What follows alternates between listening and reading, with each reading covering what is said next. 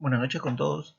Bueno, vamos a comenzar con el curso de gestión de la bioseguridad en el marco del COVID.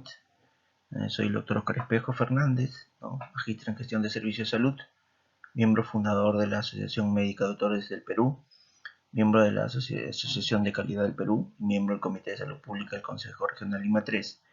Para mí es muy importante aportar con estos temas, ya que en el marco o en el contexto de la pandemia es importante tener un contexto general de por qué existen debilidades y cuáles son las oportunidades para ir fortaleciendo el tema de la gestión de la bioseguridad.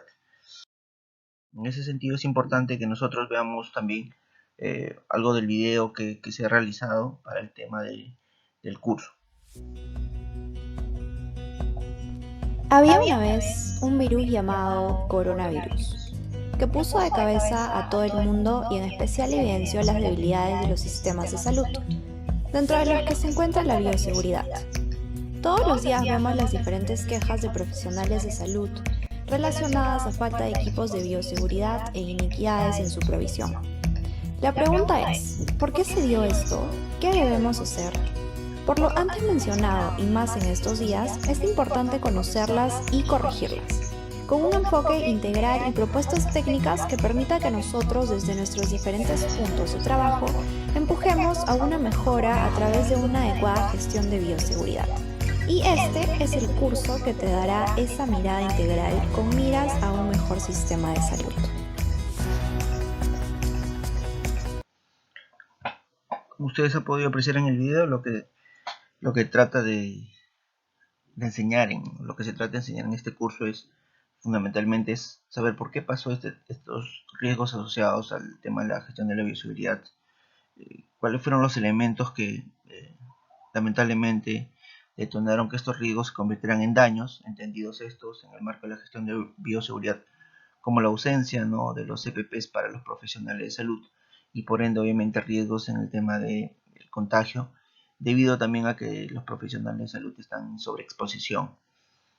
En ese sentido, es importante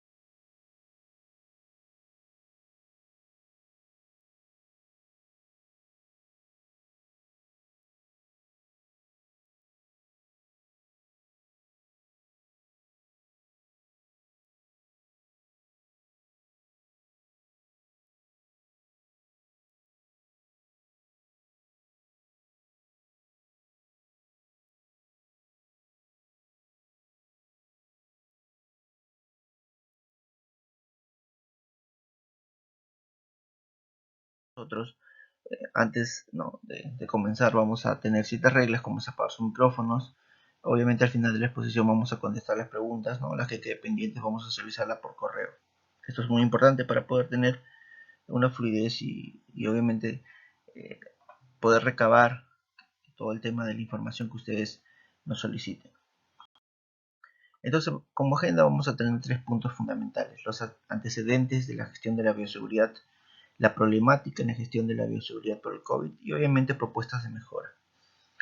El primer punto, ¿no?, que es el tema de los antecedentes de la bioseguridad, nosotros tenemos que saber que ya desde mucho tiempo, ¿no?, a través de su salud, se conoce que una de las debilidades, ¿no?, en cuanto al tema de la gestión de los establecimientos de salud, ahora conocidos como instituciones prestadoras de servicios de salud, llamadas IPRES, fue, aparte de la gestión sanitaria y la seguridad de la atención, el tema de la bioseguridad.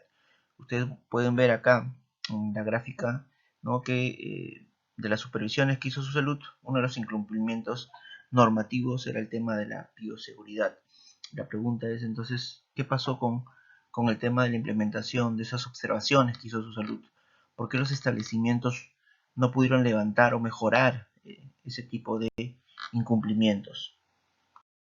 Entonces, de esos incumplimientos, ¿no?, relacionados principalmente al tema de bioseguridad, encontramos, por ejemplo, que un 39.37% estaban relacionados a que no había evidencia de la aplicación de manual de manejo de residuos sólidos.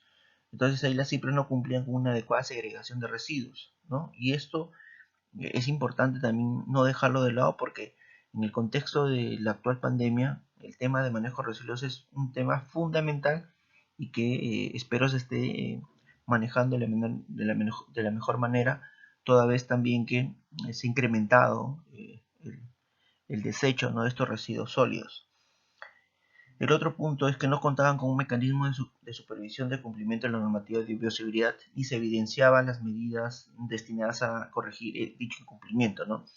Aquí tenemos que tener en cuenta que uno de los elementos fundamentales que fortalece la gestión, ¿no?, de los establecimientos de salud, de las CIPRES, tanto a nivel hospitalario como a nivel de los mismos establecimientos de primer nivel y en el contexto, ¿no?, de la gestión propia, ¿no?, relacionada, por ejemplo, a la red de salud, es muy importante el tema de la auditoría, ¿no?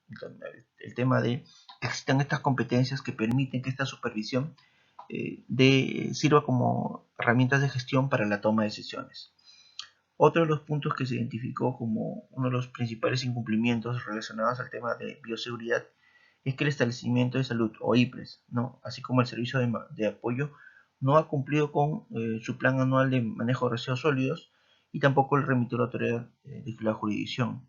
Espero yo que en el contexto, que si bien es cierto, es un tema más documentario, por lo menos a nivel operativo, se puede haber gestionado la operativización y garantizar la seguridad tanto interna como externa, ¿no?, ya que estos residuos sólidos van a ser recolectados a nivel de las CIPRES y obviamente van a ser desechados en los lugares que están destinados, y en el marco del COVID se tiene que reforzar estos aspectos. Otro de los incumplimientos normativos es que no se contaba con un manual de bioseguridad y que no había una conformación y reporte de comité de bioseguridad. Entonces, como ustedes se dan cuenta, los incumplimientos relacionados al tema de bioseguridad tienen un componente lamentablemente de gestión o debilidad de gestión que deberían ser fortalecidos, toda vez que si el componente de gestión no es el adecuado, va a haber una afectación en cuanto a la entrega de la prestación y va a poner en riesgo obviamente la salud tanto de los pacientes como de los profesionales de la salud. ¿Qué consecuencias se pueden dar o se han dado, ¿no?, en el contexto del COVID? Las que ustedes ven en la foto, ¿no? Existe, por ejemplo, una inadecuada acumulación, ¿no?, de, de los materiales, por ejemplo, que usan los profesionales de salud. ¿Y esto qué cosa ha generado, no? Que exista también desabastecimiento de los mismos. Entonces es una cadena que es importante que hay que tener en consideración. Adicionalmente, como ustedes pueden ver, esos materiales que usan los profesionales de salud no están debidamente apilados, ¿no?, o almacenados, y obviamente por ende son un riesgo de foco de contagio. Entonces eso también hay que tener en consideración. ¿Qué otro punto más? Es que exista por ende también debilidad en el equipamiento, ¿no?, de los profesionales para para garantizar su tema de bioseguridad. Vemos acá en las fotos que lamentablemente los profesionales de salud de nuestro país han tenido que ingeniárselas, ¿no?, con algún tipo de bolsas y demás, ¿no?, que permita de alguna manera tener alguna barrera en el momento de la atención. Y esto no es lo recomendable. Ya vemos que lamentablemente lo que se evidenció a través de la bioseguridad, de esos incumplimientos normativos, se tradujeron en falta de EPPs para los profesionales de la salud, y por ende existe también el riesgo que tenemos de los contagios y por ende también el daño propio hacia los profesionales de salud que obviamente han terminado lamentablemente en muertes y obviamente en infecciones propias para estos profesionales. En cuanto a esto, vamos a hablar efectivamente de la problemática. ¿Cuál fue la problemática no relacionada? El primer punto, tenemos que entender que en enero de este año, el 31 de enero específicamente, se aprobó la resolución ministerial número 039 ¿no?, donde aprobaba el Plan Nacional de Preparación y Respuesta frente al riesgo de introducción del coronavirus. Este plan tenía un ámbito de aplicación en todo el sector salud, ¿no? Y obviamente y lo que buscaba es lo que dice, ¿no? Preparar, ¿no? Para dar una respuesta adecuada. Tuvo 6 líneas de acción: la promoción de la salud, la vigilancia epidemiológica, investigación de casos, la vigilancia laboratorial y soporte diagnóstico, la organización de servicios de salud, la sensibilización y comunicación, y la protección del ambiente para la salud y la salud de los trabajadores, ¿no? Se destinó 3.676.600 soles, ¿no? Y obviamente se garantizaba, o la implementación o la elaboración de este plan debió garantizar que no hay estos riesgos que les comento, ¿no? Entonces vamos a profundizar por qué no hubo esto.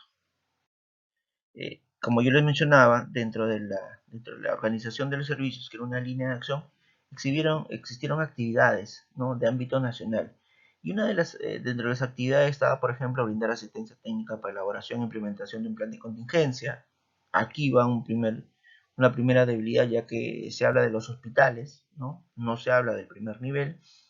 Se iba a elaborar y aprobar y difundir una guía técnica para la atención de pacientes, ¿no? Incluyendo flujo de atención y medidas de protección. Se elaboró, sí, pero no se sabe quién estaba supervisando, si estos flujos se daban de manera correcta.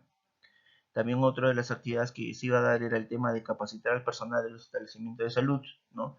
Para la detección precoz y manejos, ¿no? Principalmente los priorizados, pero creo que también ahí era importante no solamente priorizar, sino focalizar en aquellas zonas donde sabíamos que existe mayor riesgo, ¿no? De infección, o donde ya la infección estaba en aumento.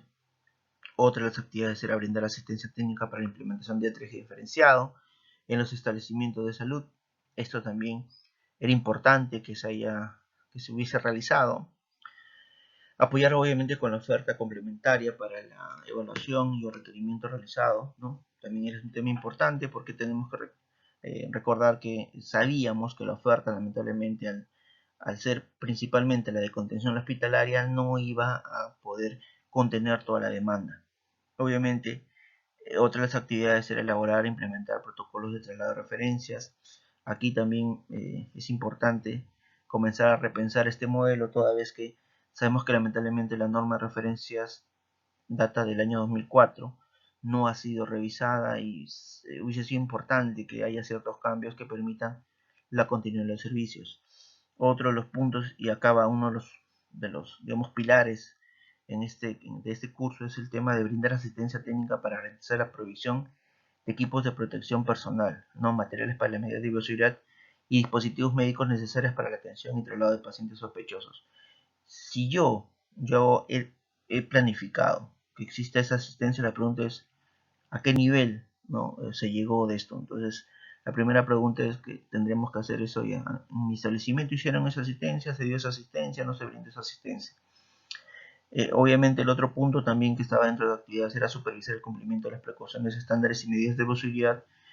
Esta supervisión también era importantísima en base a los antecedentes que les había mencionado, de que ya los establecimientos de salud venían con un componente débil, que era el tema de la bioseguridad. Entonces, el cumplimiento o el fortalecimiento tuvo que tener como un diagnóstico precedente el tema de este diagnóstico que ya se venía viendo, ¿no? Y el otro punto importante era el monitorar y evaluar el nivel de abastecimiento de los recursos estratégicos, productos farmacéuticos, dispositivos, equipos de protección. Aquí era importante garantizar las condiciones de servicio. Como le digo, este plan, ¿no? Con las debilidades desde que comenzó con un enfoque hospitalario, tuvo elementos importantes que a la fecha personalmente no lo conozco. Espero que ustedes en sus establecimientos de salud puedan coordinar o evaluar si realmente se ejecutaron o no se ejecutaron, toda vez que tuvieron un presupuesto y toda vez que era importante que exista también una ejecución adecuada, porque tuvieron dentro de las líneas de acción, entre sus actividades, elementos que iban a fortalecer este componente justo que estamos hablando, que era el tema de la bioseguridad. Entonces, es importante que en sus establecimientos, en las redes de salud, en los hospitales, ustedes puedan conversar, ¿no? Con los directivos, o se pueda pedir cuentas de la ejecución de este plan, y por qué lamentablemente no se llegó a tener los insumos necesarios, ¿no? Las condiciones del servicio para que podamos tener una gestión de bioseguridad adecuada. entendiendo que esta norma, como les mencionó, salió el 31 de enero. A la fecha, ¿no? Ya debió haberse ejecutado de manera adecuada y debió haber permitido garantizar estas condiciones, ¿no? Y obviamente mitigar el tema de los riesgos asociados, ¿no? Durante el proceso de la atención. Otra línea de acción era el tema de protección del ambiente para la salud para la salud y salud de los trabajadores. Aquí tenía actividades nacionales, específicamente habían 6 actividades, ¿no? La primera, realizar asistencia técnica en control de infecciones y bioseguridad para los trabajadores involucrados, realizar la vigilancia de la salud de los trabajadores que entren en contacto, difundir las medidas de prevención, brindar asistencia técnica para un adecuado manejo de residuos biocontaminados, justo lo que habíamos hablado, ¿se acuerdan? Brindar asistencia técnica para la implementación de procesos de limpieza y desinfección de los establecimientos de salud y brindar asistencia técnica en limpieza, desinfección, ambientes y ambulancias en el marco de la guía técnica de procedimientos de limpieza y desinfección de ambientes de establecimientos de servicio médico de apoyo. Entonces, aquí tenemos actividades importantes que iban a complementar la línea de acción anterior, así como las actividades de la línea de acción anterior, y que iban a completar esas condiciones de servicio que hubiesen garantizado, ¿no?, de haberse ejecutado de manera adecuada el tema del riesgo o hubiera disminuido el riesgo de las infecciones de los profesionales de la salud.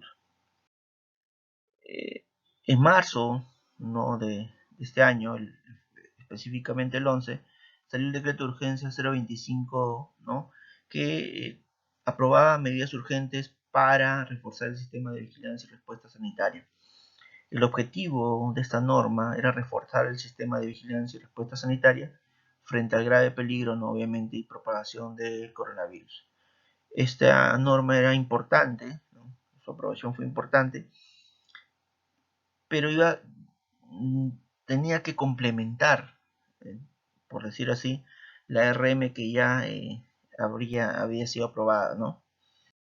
Entonces, ¿qué aprobaba esta norma dentro de sus componentes? Era fortalecer, uno, la rectoría del Ministerio de Salud, ¿no? Sabemos que la rectoría del Ministerio de Salud eh, ha pasado por una ley, después pasó por este decreto y siempre se ha tratado de que dicha rectoría realmente no solamente se quede en papel, sino que se ejecute de manera adecuada para garantizar, ¿no?, que haya una estandarización en los procesos de atención, así como que exista una estandarización en las condiciones del servicio. Aquí vamos a ver también que durante el proceso de planificación que hemos visto, no tanto desde la RM que salió hacia con el decreto de urgencia y estas demás normas, podemos identificar un grave error que era el problema en la planificación. El 14 de marzo salió un decreto supremo, ¿no?, que es el Plan de Acción, Vigilancia, Contención y Atención de Casos Nuevos del COVID, ¿no?, en el Perú. Esta norma lamentablemente no contempla algo fundamental, que es el evaluar dentro de sus indicadores el tema de los EPPs. Luego de eso sale una resolución que es un Plan Nacional de Reforzamiento de los Servicios de Salud y Contención del COVID, que también de manera explícita no tenía o no se describía el tema de los EPPs. Y en marzo, ¿no?, el 30 de marzo, las autoridades probablemente se dieron cuenta de que había una omisión importante en el decreto supremo 010 y modifican el anexo 1 del citado decreto, incorporan un indicador que es el 100% del personal de salud en los establecimientos de primer nivel, ¿no?, hospitales e institutos, cuenten con equipos de protección para la atención de casos COVID. A la fecha no sabemos el estado de dicha ejecución. Sería importante que en un mecanismo de transparencia se pueda ver el avance de este indicador. Luego de este decreto supremo, el 31 de marzo sale la resolución ministerial 141, que aprueba el funcionamiento de los equipos de respuesta rápida, pero que no describe cuáles son las condiciones que se les va a dar a estos equipos de respuesta rápida, dentro de los que era importante, ¿no?, considerar el tema de los EPPs. En abril, el 1 de abril, sale el decreto supremo 012 sobre las acciones en la prevención, control, diagnóstico y tratamiento del coronavirus, y en su numeral 7.3 ¿no? establece que cada establecimiento de salud debe garantizar a todo el personal la provisión de equipos de protección. Complementariamente, el CENARES ¿no? Va a garantizar el abastecimiento y distribución del EPP. Aquí sí es importante, creo que, garantizar no solamente que los establecimientos, porque tenemos que recordar que existen establecimientos de salud como los públicos a nivel de los gobiernos regionales que no tienen recursos propios y que ese recurso lo maneja las unidades ejecutoras, que en este caso son las redes de salud. Entonces yo creo que ahí sería importante que se aclare esto, toda vez que la planificación y organización de los establecimientos en el marco del primer nivel, en la parte pública, ¿no? El gobierno regional principalmente lo hace las redes de salud y ellos son los que deberían garantizar. El 8 de abril salió una resolución ministerial, que es la 182, que aprueba los lineamientos para reforzar el cuidado integral de salud en el primer nivel. Esta norma también creo que trata de complementar, ¿no? Y resarcir la omisión de la norma que hemos hablado, la de enero, ya que esta norma, al tener un enfoque hospitalario, se olvidó de la norma que aprobaba el nuevo modelo de atención de cuidado integral. Entonces ya, lamentablemente, en abril de este año sale esta norma de reforzamiento, ¿no? que activa el nuevo modelo de atención y que de manera explícita establece que se tiene que proveer de equipos de protección personal al personal de salud, personal de apoyo administrativo, personal de apoyo logístico, de acuerdo a la función que desempeñan, ¿no? Aquí ya, digamos, incorporan al personal administrativo y personal de apoyo logístico, que también son personal, que al tener contacto, no tanto con las personas, ¿no? como con o estar dentro también del establecimiento de salud, tienen riesgo de poder contagiarse. Luego de eso existieron dos normas que lamentablemente evidenciaron ineficiencia de tipo técnica, que está relacionada principalmente a la elaboración de las normas, ¿no? De las debilidades operativas, ¿no? que se van a dar cuando una norma no es elaborada de manera adecuada. Y es así que en el 1 de mayo, ¿no? Se emite la resolución ministerial 248, dando recomendaciones para el uso apropiado de mascarillas y respiradores por el personal de salud en el contexto del COVID. Posteriormente, 6 días después, se modifica dicha resolución porque se evidenció debilidades muy importantes que lamentablemente generaron en las redes sociales y a nivel de los mismos profesionales rechazo a dicha resolución, ¿no? Porque exponía más bien a los profesionales de salud. Y vamos a ver cuáles principalmente fueron esas debilidades. La resolución 248, que les mencionaba, que la cuestionaba, la que tenía bastante cuestionamiento por parte de los profesionales de salud, ¿no? Y por ende, obviamente, generaba exposición al riesgo, más bien a los profesionales. En su numeral 6.8 hablaba que las mascarillas quirúrgicas, ¿no? Iban a ser utilizadas por el personal de salud en atención médica, administrativa y de vigilancia en las instalaciones de salud. Esto obviamente eh, generaba un incremento del riesgo de contagio de las personas por el uso de estas mascarillas, porque sabemos muy bien que estas mascarillas no son las adecuadas para el personal de salud, ¿no? que está en una zona donde existe alta sobreexposición al COVID-19. Y obviamente mencionaba que los respiradores N95 y los FFP2, FFP3, ¿no?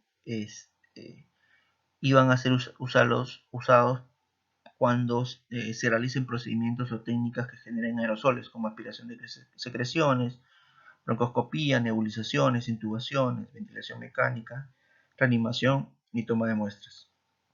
Entonces, esto obviamente generó que todos los profesionales de salud eh, levanten su voz de protesta porque se ponía en riesgo, ¿no?, a los profesionales de salud y adicionalmente por la evidencia que existía, ¿no?, ya que sabemos, por ejemplo, ¿no?, que la mascarilla N95 en el contexto actual máximo duran 3 días. Las KN95 máximo van a durar un día, ¿no? Entonces, eso es muy importante, ¿no? Y se habla de que las KN95, por ejemplo, no son recomendadas para el uso de los profesionales de salud, por si acaso, ¿no? Que van a, que laboran dentro de las instituciones. Para los profesionales de la salud debe ser de N95 hacia arriba. Entonces, esto es muy importante que se tenga en consideración, ¿no? Y una de las preguntas que siempre se decía es, ¿y cuánto dura ahora la N95? Como les digo, las N95 máximo duran 3 días. Entonces, esto es importante que se comience a analizar, porque también eh, el uso continuo, ¿no?, por más de estos días, por más días que le he mencionado, obviamente generan riesgos para la salud, ¿no?, de los profesionales de salud, toda vez que están con mayor riesgo de exposición al contagio o al virus del COVID-19. Producto de esta alza de protección, se modifica esta resolución ministerial y ya incorporan, ¿no?, dentro del uso de los respiradores N95, FFP2 y FFP3 al personal de salud en áreas de atención COVID, ¿no? Después también solamente complementan, ¿no?, que el personal de salud que está relacionado al tema del COVID, aquí también tenemos que seguir repensando las cosas toda vez que existe un alto riesgo, ¿no?, de personas asintomáticas, pero bueno, al menos hubo esa modificación de esa norma. Otra cosa, se generó una protesta por parte de los profesionales de salud, fue el tema de que en la resolución 248 mencionaba, ¿no?, sobre el uso de la mascarilla quirúrgica y decía que quienes debían utilizar esa mascarilla era el personal de salud en contacto con pacientes sospechosos o casos confirmados si no se dispone de un respirador. Y hablaba solamente de que el uso de la N95 FFP2 equivalente iba a ser utilizada, ¿no?, cuando se realicen procedimientos que se consideran como potencialmente infecciosos para pacientes COVID, ¿no? Ya hablaban, ¿no?, de áreas de cuidado de mayor riesgo, como unidades de cuidado intensivo, show trauma, departamentos de emergencia, salas o áreas de clínica, quirófanos, unidades. Entonces, esto también generó que exista una protesta, ¿no?, por parte de los profesionales de salud. El ministerio retrocede y modifica la norma, incluyendo ahora, ¿no?, que el uso de las mascarillas quirúrgicas va a ser utilizadas por personas que, por ejemplo, que cuiden o estén en contacto cercano con personas sospechosas, y agrega al personal de salud con actividades que no implique contacto directo con pacientes de COVID. O sea, acá también corrigen ese punto que era importante, porque eh, estas personas, como yo les mencionaba, también tienen el riesgo, ¿no?, de estar infectadas debido a que casi 80% de las personas son asintomáticas. Entonces, esto fue un avance importante también, ¿no?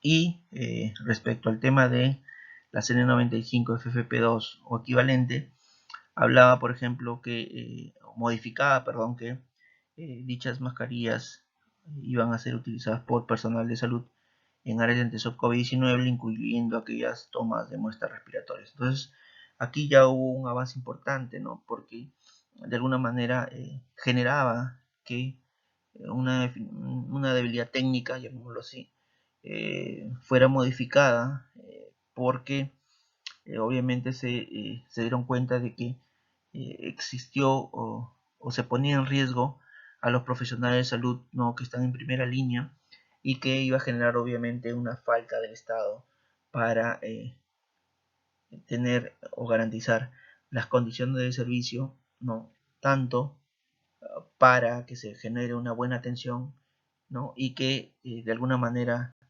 podría detonar un mayor incremento de riesgos de infección en profesionales de la salud. Otro de los puntos también que tenemos que hablar es el tema de la ineficiencia asignativa. Ineficiencia asignativa está relacionada principalmente al tema del uso de los recursos, no solamente al que se ejecute de manera adecuada, sino que el bien o el servicio que uno va a comprar con ese tipo de dinero llegue al último punto de entrega, ¿no? Para la persona, que es en este caso el ciudadano. Nosotros, por ejemplo, en una consulta que se hizo el 6 de abril, tenemos la categoría presupuestal TBC, VIH-Sida, ¿no? Que a esa fecha tenía un 21.6%, que si analizamos más o menos cuánto es el promedio, ¿no? De 8%, diríamos que si evaluamos el indicador de ejecución, diríamos está bien. Pero ¿cuál era la salvedad, no? ¿Cuál es la característica de este producto? Es que dentro de esta categoría presupuestal hay un producto que se llama Servicio de Atención de Tuberculosis con medidas de control de infecciones y bioseguridad del personal de salud. ¿Y por qué hablo mucho de este producto? Porque dentro de este producto existía lo que se llama trabajador protegido. Esa es la unidad de medida, trabajador protegido. Entonces, dice, ¿no? ¿Quién va a recibir el producto? Los trabajadores de salud en áreas de riesgo. ¿Qué bienes se les tiene que entregar? Capacitación, implementación, acondicionamiento de ambientes, distribución de equipos e insumos para ventilación mecánica, respiradores N95 en los servicios de atención o donde están los trabajadores, ¿no? Entonces, ¿quién iba a realizar la entrega de ese producto a los establecimientos de salud, ¿no? Entonces, aquí surge la primera pregunta. Si yo tengo una buena ejecución al 21%, ¿por qué yo no tengo trabajadores protegidos? Si yo mismo estoy diciendo, ¿no? A nivel nacional que he ejecutado de manera adecuada. Entonces aquí viene lo que se llama la ineficiencia. Ejecuta el dinero, pero el bien y servicios no se encuentra en el punto de entrega de servicio. ¿Y eso qué cosa genera? Riesgo justo en los profesionales de salud y por ende también riesgo en los pacientes, ¿no? Entonces eso hay que tener en consideración, ¿no? Para poder buscar mejoras, ¿no? En el marco de esta reforma de salud que tanto se habla. Bueno, ustedes dirán, ¿no? Ya, perfecto, tenemos el diagnóstico, tenemos la problemática, ¿qué debemos hacer? Perfecto, vamos a hablar de las propuestas. Lo primero es que para hacer una reforma, primero tengo que comenzar a hacer una evaluación de las funciones esenciales de salud pública. Recordar que esas evaluaciones no se hicieron hace muchos años. Y son importantes para que nosotros en el marco, ¿no? de un país sepamos cómo estamos en estas funciones que son funciones claves para ver la gestión, ¿no? de un sistema de salud. Luego de hacer esta evaluación tengo que tener un diagnóstico situacional con análisis de eficiencia técnica y asignativa. Vemos en el gráfico que si bien es cierto el presupuesto en salud ha crecido, pero también vemos que año tras año ha habido una devolución de dinero, ¿no? al tesoro público, del dinero justo en el tema del sector salud. Entonces ahí hay que comenzar a analizar por qué se da este tema de esta devolución. Asimismo, tendríamos que ver que una de las debilidades dentro de todos los componentes en el proceso de entrega de servicios es el tema del componente gestión. ¿Y por qué componente gestión? Porque si algo falla en la prestación, lamentablemente es que no existe una implementación adecuada de guía de práctica clínica, no existe obviamente también las condiciones del servicio y obviamente existe una inadecuada condición de servicio, valga la redundancia. Entonces, esto hay que comenzar a repensar. Lo otro importante es que hay que fortalecer de manera real el tema de la calidad y humanización en salud. Esto es importante porque muchas veces escucho que hablan de la calidad y la pregunta es ¿cómo voy a hablar de calidad si ni siquiera tengo establecimientos acreditados? Toda vez que ustedes tienen que recordar que la categorización no me garantiza calidad porque no está relacionada a estándares. Y obviamente una de las debilidades que que hemos tenido, entre comillas, en el marco de la humanización es el proceso de la empatía, ¿no? Y a nivel mundial, esa es una de las debilidades que se tiene en cuanto al tema de la relación médico-paciente o profesional-paciente. No digo todos, pero lamentablemente la vorágine de trabajo administrativo, la vorágine de déficit de recursos humanos, debido a una mala distribución también de los mismos, genera una sobrecarga y por ende que esta relación que les mencioné no sea la más adecuada. Y con estas tres cosas recién podría yo hablar de una reforma en salud con un enfoque principalmente a nivel de atención primaria en salud. Ojo que no es lo mismo que el primer nivel. APS es una estrategia y el primer nivel de atención es un nivel de atención que tiene características peculiares. Y lo siguiente es que esta reforma tiene un enfoque de gestión de riesgos. ¿Qué es un enfoque de gestión de riesgos? Es que se vea en los tres grandes procesos en salud: proceso económico financiero, proceso administrativo y proceso prestacional, cuáles son los riesgos asociados a los mismos que podrían generar un daño en el proceso de atención. Esto es muy importante. Ustedes miran, doctor, un ejemplo. Si yo, por ejemplo, no determino que existe actualmente un riesgo de entrega de balones de oxígeno en un establecimiento, ¿no? Digamos, de nivel 1.4, 1.3, donde sé que debido a las condiciones propias del distrito, tengo siempre alta morbilidad de IRAS, de infecciones respiratorias. Si yo no hago bien o no identifico bien ese riesgo, ¿qué cosa voy a tener?